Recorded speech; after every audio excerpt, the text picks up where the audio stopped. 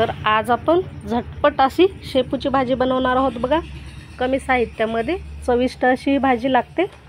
तर इथे कढईमध्ये आपण तेल गरम करून घेतलं आहे आणि यामध्ये आपल्याला फक्त कांदा आणि हिरवी मिरची जी बारीक तुकडे करून घेतलेले आहे ती टाकायची आणि छान अशी परतून घ्यायची आहे।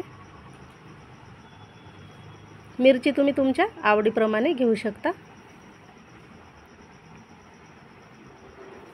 नेहमी आपण तीच डाळ टाकून शेपूची भाजी बनवतो, त्यापेक्षा खूप छान वेगळी पद्धत आहे आणि चवीला सुद्धा खूप छान लागते।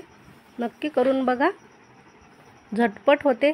सकाळच्या घाई गडबडीमध्ये आपण ही पटकनी भाजी बनवू शकतो, टिफिनलाही देऊ शकतो। आता यामध्ये थोडीशी हळद टाकली आहे आणि ही धुवून बारीक अशी चिरून घेतलेली शेपूची भाजी टाकायची। थोडीशी वाफवून घ्यायची, म्हणजे आपल्याला नंतर मीठ टाकता येईल यामध्ये, कारण आत्ता जर टाकलं तर आपल्याला मिठाचा अंदाज येणार नाही, मीठ जास्त पडू शकते। थोडीशी शिजल्यानंतर ही भाजी काय होते, कमी होते, त्यानंतरच मीठ टाकायचं।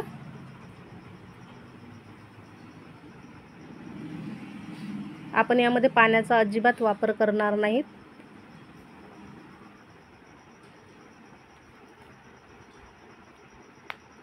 तर आता इथे थोडीशी ही भाजी वाफवल्या गेल्याच्या नंतर चवीनुसार मीठ टाकायचं आहे आणि 2 मिनिटं भाजी वाफवून घ्यायची। मस्त भाजी तयार होते।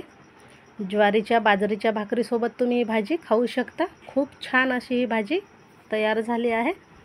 तर नक्की करून बघा, कशी झाली कमेंटमध्ये सांगा। व्हिडिओ आवडल्यास लाईक शेअर करा। पुन्हा भेटू आपण अशाच छानशा व्हिडिओमध्ये।